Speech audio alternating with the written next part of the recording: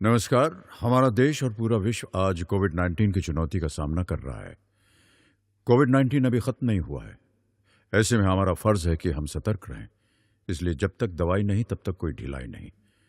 Corona से बचाव के लिए जरूरी है नियमित रूप से हाथ धोना, मास्क पहनना और आपस में उचित दूरी बनाए रखना। याद रखिए, 2 गज दूरी, मास्क है जरूरी। खांसी, बुखार या सांस लेने में कठिनाई होने पर हेल्पलाइन नंबर 1075 पर संपर्क करें। मेरा नाम है पवन द्विवेदी और आज हम समझने जा रहे हैं रे ऑप्टिक्स किरण प्रकाशिकी का पार्ट 3। प्रिज्म आपने लेबोरेटरी में देखा होगा। इस तरह का कांच का, ग्लास का बना हुआ एक इंस्ट्रूमेंट होता है, उसको कहते हैं प्रिज्म।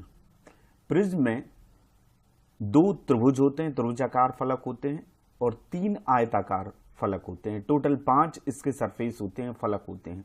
प्रिज्म को हम ये कह सकते हैं एक ऐसा समांगी पारदर्शी माध्यम जो किसी कोण पर झुके हुए 2 समतल पृष्ठों के बीच में घिरा होता है, उसको प्रिज्म कहते हैं।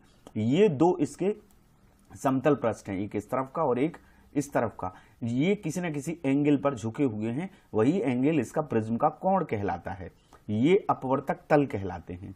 तो इसमें कितने त्रिभुज हैं? ये एक इस साइड है और एक इस साइड है, 2 त्रिभुज हैं और 3 आयत हैं। एक आयत ये है और एक आयत ये है और एक नीचे जो इसका बेस है वो उसका आयत है। तो 3 आयत और 2 त्रिभुज होते हैं। लेबोरेटरी में जो ग्लास का प्रिज्म होता है प्रायः वो समबाहु प्रिज्म होता है। उसके ये जो तीनों कोण हैं, ये जो प्रिज्म का कोण कहलाता है, ये 60 डिग्री, ये 60 डिग्री और ये 60 डिग्री। समबाहु प्रिज्म के तीनों कोण जो है वो 60 अंश के होते हैं। तो 2 त्रिभुज हो गए और 3 आयताकार फलक हो गए। इनसे घिरे पारदर्शी समांगी माध्यम को, समांगी से मतलब जिसका रिफ्रैक्टिव इंडेक्स समान रहता है, सब जगह एक सा रहता है, जिसका अपवर्तनांक म्यू जो है वो एक सा रहे, जैसे ग्लास है, कांच है, उसको कहते हैं समांगी माध्यम। उनसे घिरे पारदर्शी माध्यम को हम क्या कहते हैं? प्रिज्म कहते हैं। दूसरी बात, इसके जो समतल पृष्ठ हैं, ये वाला और इसके इस तरफ वाला और नीचे वाला, इनको अपवर्तक पृष्ठ कहते हैं और इनके बीच का कोण, प्रिज्म का कोण कैपिटल ए या अपवर्तक कोण कहलाता है। ठीक है, इतनी बात हमने प्रिज्म के बारे में समझ ली। अब देखिए, प्रिज्म 2 क्रियाएं करता है। प्रिज्म से 2 घटनाएं हो सकती हैं। पहली वर्ण विक्षेपण कहलाती है। वर्ण का मतलब होता है रंग, विक्षेपण का मतलब होता है बट जाना। ठीक है, तो जब प्रिज्म के किसी सरफेस पर, किसी अपवर्तक फलक पर सूर्य का प्रकाश पड़ता है, व्हाइट लाइट पड़ता है, तो वो अपने अवयवी 7 रंगों में विभक्त हो जाता है। प्रिज्म 7 रंगों में उसको बांट देता है, जो कि स्पेक्ट्रम कहलाता है, वर्णक्रम कहलाता है। ये 7 रंग प्रिज्म के आधार से ऊपर की ओर जाने पर इनका जो क्रम होता है वो होता है violet, indigo, blue, green, yellow, orange और रेड। विबग्योर या बेंजानिहा, पीना, ला। इससे हम जानते हैं, आपने पिछली क्लासेज में इसको पढ़ा है, ये सबसे नीचे सबसे ज्यादा विचलित होती है प्रकाश की किरण। ये रंग, इसको कहते हैं बैगनी, फिर जामुनी, फिर नीला, फिर हरा, फिर पीला, फिर ऑरेंज, नारंगी और लास्ट में रेड। ये विचलन की भिन्नता के कारण होता है। प्रिज्म का अपवर्तनांक अलग अलग रंगों के लिए अलग अलग होता है। एक सूत्र होता है mu equals to delta is equal to विचलन कोण म्यू माइनस 1 इंटू ए। अलग अलग रंगों के लिए अलग अलग होता है म्यू, और म्यू के अलग होने से डेल्टा अलग अलग रंगों के लिए अलग अलग होता है विचलन। तो विचलन की भिन्नता के कारण प्रकाश 7 रंगों में विभक्त हो जाता है। ये तो वर्ण विक्षेपण होता है, इस पे हमको ज्यादा डिटेल में अभी चर्चा नहीं करें। दूसरा जो हमें पढ़ना है वो है प्रिज्म विचलित कर देता है प्रकाश की किरणों को। जैसे आप ये देख रहे हैं कि अलग अलग किरण विचलित हो रही है रंग के कारण।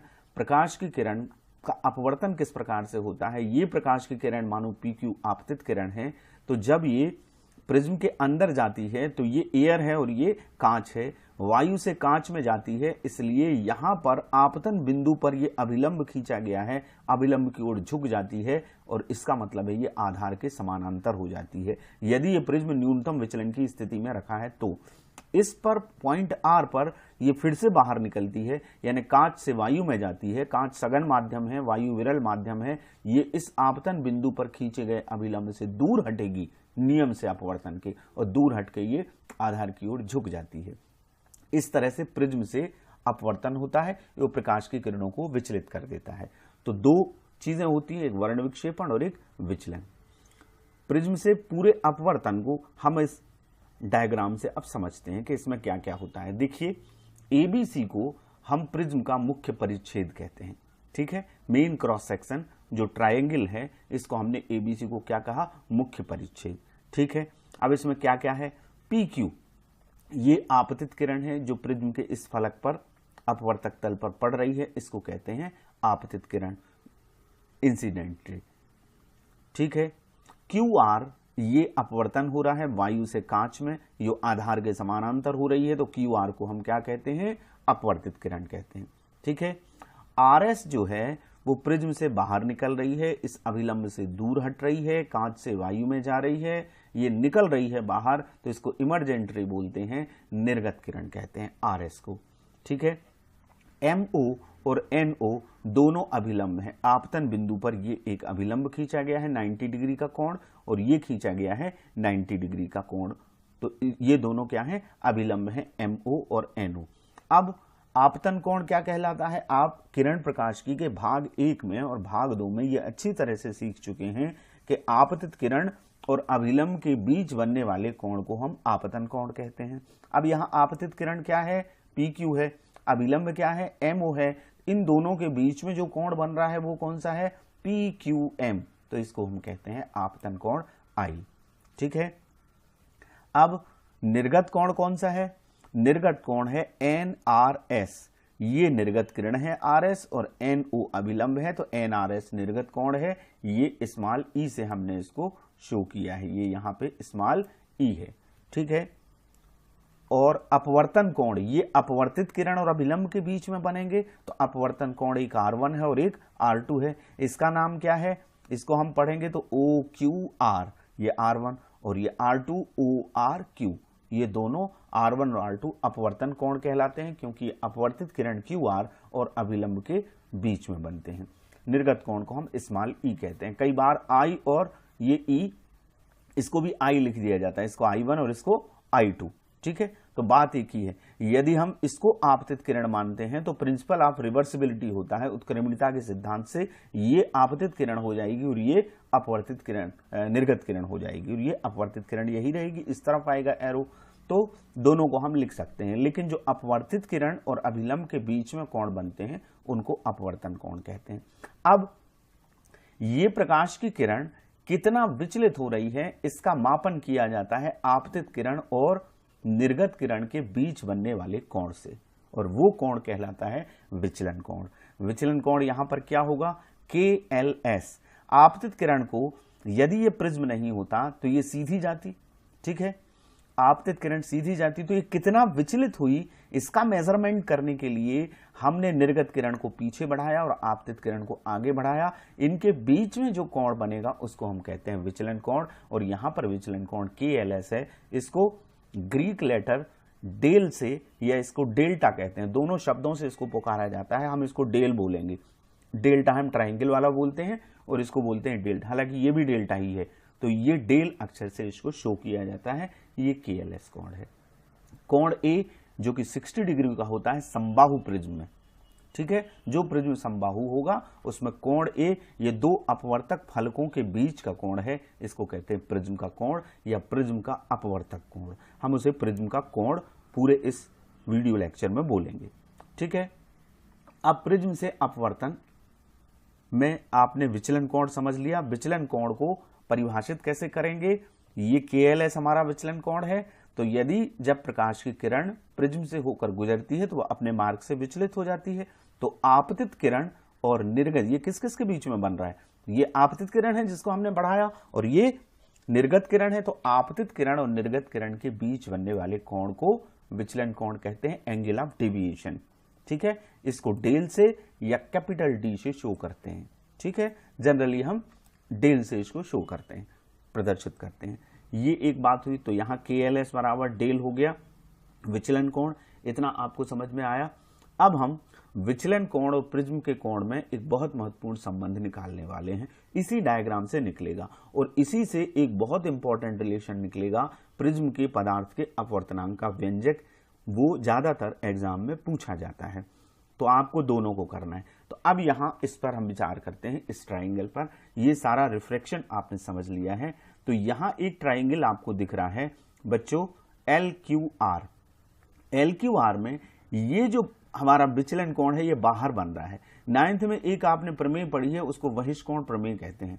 बहिष्कोण प्रमेय ये कहती है कि किसी प्रिज्म के बाहर बना कोण, जिसको बहिष्कोण कहते हैं, वो अपने दूरस्थ अंतः कोणों के योगफल के बराबर होता है, इंटीरियर एंगल्स के सम के बराबर होता है। ये एक्सटीरियर एंगल, ठीक है। तो एक्सटीरियर एंगल क्या है, बहिष्कोण क्या है इस ट्राइंगल में, LQR में, उसका नाम है KLS, ठीक है।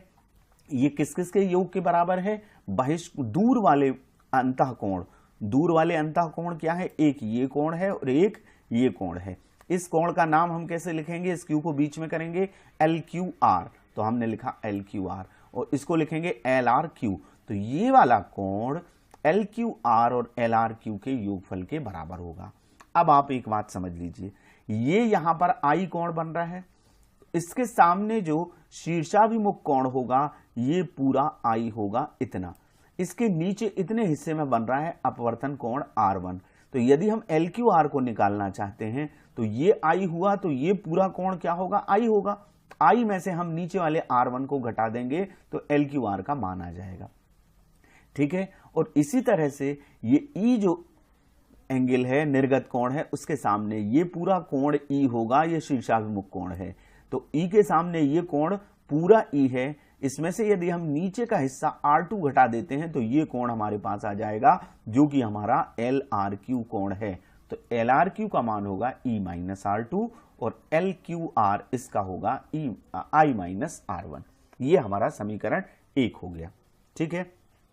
अभी आपने समीकरण 1 निकाल लिया बहिष्कोण प्रमेय से। अब ये ट्राइंगल देखिए OQR, इसमें 3 कोण हैं, एक R1 है और एक R2 है, और ये वाला कोण है QOR, दिख रहा है। आप जानते हैं त्रिभुज के तीनों कोणों का योग कितना होता है, 180 अंश होता है। तो हम ये लिख सकते हैं इस ट्राइंगल में QOR में R1 plus R2 plus QOR बराबर 180 अंश, ठीक है। अब इससे यदि हम QOR कोण निकालें तो हम इन दोनों का पक्षांतर कर देंगे, R1 और R2 का, तो ये 180 में से घट जाएंगे, 180 degree minus R1 plus R2, ये हमारा इक्वेशन 2 आ गया। अब एक चीज और देखिए, ये आपको एक चतुर्भुज दिख रहा होगा AQOR, ये चतुर्भुज आपको दिख रहा है। आप जानते हैं कि चतुर्भुज में 4 कोण होते हैं और चारों कोणों का योग 360 डिग्री होता है, ठीक है। अब 4 कोण कौन कौन से हैं, एक कोण तो ये हमारा A है, दूसरा कोण हमारा है ये इसके सामने QOR, ये 2 कोण हो गए। यहां पर एक कोण है AQO, ये वाला, ये कोण 90 डिग्री का है, ये हमने लंब डाला है, और ARO ये भी 90 डिग्री का है, ये हमने यहां लंब डाला हुआ है। तो इस 360 में से 2 कोण 90-90 के हैं, ठीक है। तो हम पहले चारों कोणों का योग लिख लें। 4 कोण कौन कौन से, एक कोण A, एक कोण AQO, एक कोण ARO और एक कोण QOR। जिस कोण को आप लिखते हैं उस लेटर को बीच में करते हैं, ये आप अच्छी तरह से जानते हैं, पिछली छोटी क्लासेस से आपने समझा है। तो टोटल हो गया हमारा 360। इसमें से 2 कोण मैंने क्या बताया 90-90 के, ये कौन कौन से, AQO ये वाला और ARO, ये जो दोनों सामने दिख रहे हैं यहाँ लंब डले हुए हैं, 90-90 के हैं। तो हम इनको लिखेंगे कोण A, इस AQO का मान लिखा 90, ARO का लिखा 90, ये QOR, ये समीकरण 3 दे दिया, QR ऊपर लेके आएंगे इक्वेशन 2 में। तो इक्वेशन 2 से हमने उठा के यहां वैल्यू रख दी, 180 माइनस R1 प्लस R2। अब ये 90-90 क्या हो गया, 180, ठीक है। 180 प्लस 180 क्या हो गया, 360, 360 से 360 कैंसिल हो जाएगा। ये टोटल क्या आया इनका, 90 प्लस 90 प्लस 180, 360, 360 आया। इस तरफ बराबर 360 है ही, 360। तो 360 से हमने इस 360 को काट दिया, यानी यूं कह सकते हैं इस पूरे का पक्षांतर कर दिया। तो A बराबर हमारा क्या आ गया, R1 प्लस R2। कहने का मतलब ये है कि प्रिज्म का कोण उसके दोनों अपवर्तक कोणों के योगफल के बराबर होता है, R1 प्लस R2 के। ये फिलहाल हमारा आ गया इक्वेशन 4। अब समीकरण 1 देखिए, अभी हमने इसका कुछ नहीं किया, केवल बना के रख लिया था। अब समीकरण 1 देखिए, इसको हम लिख सकते हैं i plus C minus common इसमें से निकाला r1 प्लस r2। अब r1 प्लस r2 का मान क्या है, a है, तो हम इस डेल्टा को या डेल को लिख सकते हैं i प्लस ई माइनस ए। अब माइनस ए को यहां ले आइए, पक्षांतर कर दीजिए, तो डेल, अब हमने ये एंगल का निशान हटा दिया, del plus A is equal to I plus E. इसका मतलब ये किस किस का योग है, ये विचलन कोण और प्रिज्म के कोण का योग है, और ये आपतन कोण और निर्गत कोण इनका योग है।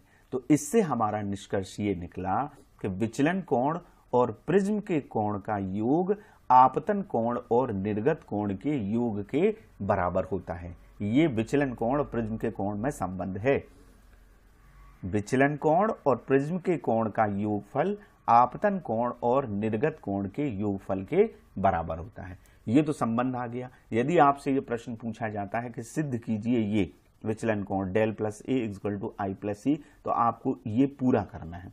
और दूसरी बात मैं आपको बता दूं, इससे इंपॉर्टेंट क्वेश्चन प्रिज्म के अपवर्तनांक का व्यंजक है, पूरा का पूरा डेरिवेशन ऐसा जाएगा, उसमें थोड़ा सा संशोधन होगा, वो हम आपको बताते हैं। लेकिन उससे पहले हम आइडियल ग्राफ को समझेंगे। आइडियल ग्राफ होता क्या है, तो प्रिज्म के कोण का संबंध ये ध्यान रखें, del plus A equal to I plus C. विचलन कोण और प्रिज्म के कोण का योग आपतन कोण और निर्गत कोण के योगफल के बराबर होता है। इससे हम डेल निकालेंगे तो वो आएगा आई प्लस ई माइनस ए, जिससे हमने पक्षांतर करके इसको निकाला था। हम ये कह सकते हैं ए तो रहता है कांस्टेंट, समबाहु प्रिज्म में 60 डिग्री होगा, तो डेल जो है विचलन कोण, ये आपतन कोण है और ये निर्गत कोण है। लेकिन यदि प्रिंसिपल ऑफ रिवर्सिबिलिटी को देखें और यहां से आपतित किरण को माने तो ये भी आपतन कोण ही है।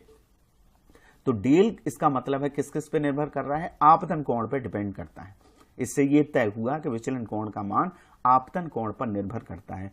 अब वो किस प्रकार निर्भर करता है वो हम इस ग्राफ से समझेंगे। एक पूरा प्रैक्टिकल है हमारे कोर्स में, जिससे हम प्रिज्म के पदार्थ का अपवर्तनांक निकालते हैं, आइडियल ग्राफ बनाते हैं, आपतन कोण और विचलन कोण के बीच में ग्राफ बनाते हैं, पूरा प्रैक्टिकल करते हैं। प्रिज्म से पिन लगाते हैं, आपतन कोण बनाते हैं, विचलन कोण को नापते हैं।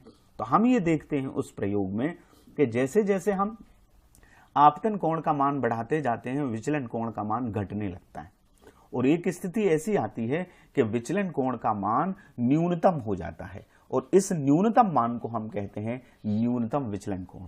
इसके बाद यदि हम आपतन कोण को बढ़ाते जाएं तो विचलन कोण का मान और बढ़ने लगता है, फिर से बढ़ने लगता है। तो इसका मतलब है एक विशेष आपतन कोण पर न्यूनतम विचलन कोण प्राप्त होता है, और उसी न्यूनतम विचलन कोण को हम कहते हैं न्यूनतम विचलन कोण, उस न्यूनतम मान को, और इसे सफिक्स में एम लगा देते हैं, डेल सफिक्स एम या डी एम से इसको प्रदर्शित करते हैं। और जब न्यूनतम विचलन कोण हमको मिल रहा है, उस स्थिति में प्रिज्म न्यूनतम विचलन की स्थिति में कहलाता है। ये आइडियल ग्राफ है। जरा इसे एक बार और समझ लीजिए। एक्स अक्ष पर हमने क्या लिया है, आपतन कोण आई, एंगल ऑफ इंसिडेंस, और वाई अक्ष पर लिया है आपतन विचलन कोण डेल।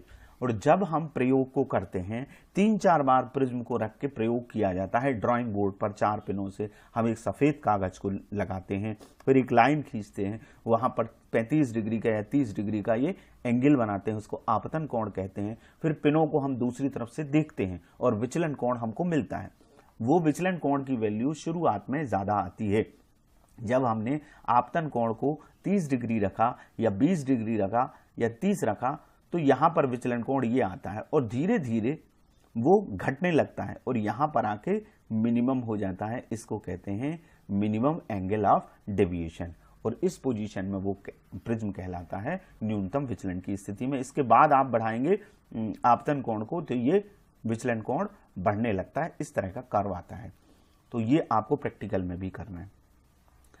न्यूनतम विचलन कोण में 3 बातों का आपको ध्यान रखना है, आगे के डेरिवेशन में भी वो काम आएंगी। जब प्रिज्म न्यूनतम विचलन की स्थिति में होता है, उस स्थिति में आपतन कोण और निर्गत कोण का मान बराबर होता है, यानी जो आई एंगल है ये ई एंगल के बराबर होगा।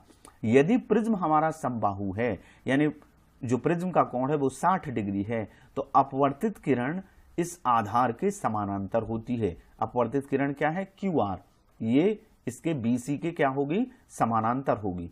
और आपतित तथा निर्गत किरणें प्रिज्म के अपवर्तक पृष्ठों से बराबर कोण पर झुकी होती हैं। यानी ये जो बराबर कोण पर झुकने का मतलब है ये जो R1 और R2 हैं ये दोनों बराबर होंगे, ये दोनों अपवर्तन कोण बराबर हो। दो मोटी मोटी बातें आपको ध्यान रखना है जो डेरिवेशन में भी काम आएंगी। एक तो I और E बराबर होंगे, इसका हम उपयोग भी करेंगे, और R1 और R2 बराबर होंगे, उसी डेरिवेशन को हम आगे बढ़ाते हैं। और दूसरा QR BC के पैरेलल होगी, इस आधार के समानांतर होगी। तो खास तौर से ये दो I = E और R1 = R2, इसको हम R मान लेंगे। तो चलिए वो महत्वपूर्ण डेरिवेशन करते हैं।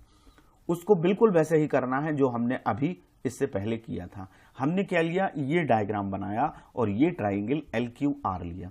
LQR में आपने पढ़ा है अभी कि ये कौन सा कोण है, बहिष्कोण है, जो कि विचलन कोण कहला रहा है। तो बहिष्कोण अपने दूरस्थ अंतः कोणों के योगफल के बराबर होगा। तो KLS बराबर होगा एंगल LQR प्लस LRQ। इसको निकालना आपने अभी सीखा है LQR को। ये I कोण है, इसके सामने का ये पूरा I होगा, उसमें नीचे वाला कोण हम घटा देंगे तो LQR की वैल्यू आ जाएगी। LQR की क्या आएगी वैल्यू, I माइनस R1। और LRQ ये पूरा कोण E है, तो इसके सामने शीर्षाभिमुख कोण ये पूरा E होगा बच्चों। तो नीचे का हम कोण घटा देंगे R2, तो हमें ऊपर का कोण LRQ मिल जाएगा। तो इन दोनों की वैल्यू हमने रख दी, यही हमने वहां किया था। तो कोण डेल बराबर I minus R1 plus E minus R2, ये हमारा इक्वेशन फर्स्ट आया। अब उसी तरह से हमने त्रिभुज ले लिया QOR। QR में 3 कोण हैं, त्रिभुज के तीनों कोणों का योग 180 अंश होता है। तो R1 plus R2 plus QOR बराबर क्या होगा, 180 डिग्री। ठीक है, उसी तरह से हमने QR को यहां निकाल लिया, यह हमारा इक्वेशन 2 हो जाएगा। हमने R1 प्लस R2 का पक्षांतर कर दिया तो हमारे पास समीकरण 2 आ गया, 180 degree minus R1 plus R2। कोई प्रॉब्लम नहीं है, अभी हमने किया है। फिर हमने ये एक चतुर्भुज लिया EQR। आप जानते हैं कि चतुर्भुज के चारों कोणों का योग 360 अंश होता है। पूरा का पूरा डेरिवेशन 90% वही है, उसी को हमें आगे बढ़ाना है। तो चार कोण कौन कौन से हो गए, ये कोण A, ये AQO और ARO और ये QOR। इनमें से दो कोण 90-90 के हैं, ये वाला यहाँ लंब डला हुआ है, ये कोण भी 90 डिग्री का है। दैट्स वाई इनकी जगह 90 प्लस 90 लिखेंगे। QR की वैल्यू इस समीकरण 2 से रख देंगे। तो हमारा ये इक्वेशन है, इस तरह का हो जाएगा। तीसरा कोण A 90 degree plus 90 degree plus 180 minus R1 plus R2। अब इन तीनों को जोड़िए तो ये जोड़ आता है 90 प्लस 90 प्लस 180 यानी 360 डिग्री। इस 360 से इस 360 को हमने कैंसिल किया और R1 minus R1 plus R2 का पक्षांतर किया तो चौथा समीकरण आया R1 प्लस R2। कोण A का मान आ गया समीकरण 4 से। अब यहां पर हमारे पास ये डेल का समीकरण 1 का समीकरण ये है, समीकरण 1 से कोण del is equal to I plus E R1 plus R2। ठीक है, और डेल्टा इससे हमने लिखा I plus E minus angle A। ये चौथे समीकरण का यहां मान रख दिया, R1 प्लस R2 का मान है। अब इससे हम यहां तक आए थे कि del plus A equal to I plus E, इसका पक्षांतर कर दिया तो ये हमको मिल गया। इससे डेल कितना आ जाएगा, ये जो आ रहा है उसी को हमने समीकरण 5 यहां बना दिया, माइनस A लिख दिया, यही के ही यहां पे लिखा हुआ है। अब हम आगे करते हैं, ये हमारा समीकरण 4 है और ये हमारा समीकरण 5 है। आपने अभी पढ़ा विशेष स्थितियां, जब प्रिज्म न्यूनतम विचलन की स्थिति में होता है तब I और E आपस में बराबर होते हैं और R1 और R2 दोनों कोण बराबर होते हैं। ये I और E बराबर होते हैं और दोनों अपवर्तन कोण बराबर होते हैं। तो इसमें यदि समीकरण 4 में हम ये मान लेते हैं कि R1 और R2 R के बराबर है और न्यूनतम विचलन की स्थिति में डेल का मान डेल M होता है और I और E बराबर होता है, तो इस समीकरण 4 में हम R1 की जगह भी R लिख सकते हैं और R2 की जगह भी R लिख सकते हैं। तो A की वैल्यू हमारी आ जाएगी 2R। ठीक है, इससे R निकाल लीजिए। अपवर्तन कोण वो क्या आ गया, A/2। यह हमारा समीकरण 6 हो गया। पूरा डेरिवेशन वही किया, यहाँ 4 और 5 से ये बदलाव है जबकि प्रिज्म न्यूनतम विचलन की स्थिति में है। ये छठवां समीकरण हो गया। अब ये जो पांचवा समीकरण है, इस मिनिमम एंगल ऑफ डिविएशन की पोजीशन में डेल की जगह क्या आएगा, डेल्टा M। डेल M आ गया। E बराबर है I के, तो इस E की जगह हमने I लिख दिया और माइनस A। अब क्या करें, इस आई और आई को जोड़ने तो ये हो जाएगा और ए का पक्षांतर हो जाएगा यहां, तो del M plus A equals to क्या हो गया 2i। इससे आप आई निकाल सकते हैं, 2 का पक्षांतर कर दीजिए तो सातवां समीकरण आई हमारा निकल गया del M plus A by 2। देखिए अपवर्तनांक कैसे निकलेगा, अपवर्तनांक का सूत्र क्या है, स्नेल का नियम लगेगा। स्नेल का नियम क्या कहता है, आपने किरण प्रकाश की भाग 1 में पढ़ा है, mu is equal to sine I upon sine R. तो sine I upon sine R निकालने के लिए हमें आई चाहिए और आर चाहिए, तो हमने आर ये निकाल लिया ए बटे 2, आई हमने ये निकाल लिया डेल एम प्लस ए बटे 2। ठीक है, आई और आर के मान हम स्नेल के नियम में रख देंगे। प्रिज्म के पदार्थ का अपवर्तनांक होता है म्यू बराबर sine I upon sine R. यह हमारा इक्वेशन 8 है। अब छठवें समीकरण से बच्चों और सातवें समीकरण से आई और आर के मान हम इस 8वें में रख देंगे।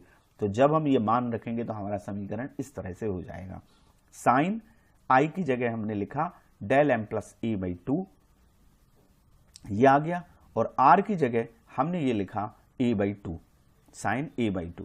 तो ये जो समीकरण आया ये प्रिज्म के पदार्थ के अपवर्तनांक का समीकरण है। ये बहुत इंपॉर्टेंट है, इसको ए म्यू जी भी लिख सकते हैं हम, ए म्यू जी, और अकेला म्यू भी लिख सकते हैं। वायु के सापेक्ष कांच का अपवर्तनांक, ये प्रिज्म हमने माना है कि कांच का प्रिज्म है, तो कांच का के प्रिज्म का अपवर्तनांक sine del M plus A by 2 divided by sine A by 2 है। किशोर अवस्था संबंधित समस्याओं के परामर्श हेतु समर्पित उमंग किशोर हेल्पलाइन के टोल फ्री नंबर 144225 पर संपर्क करें।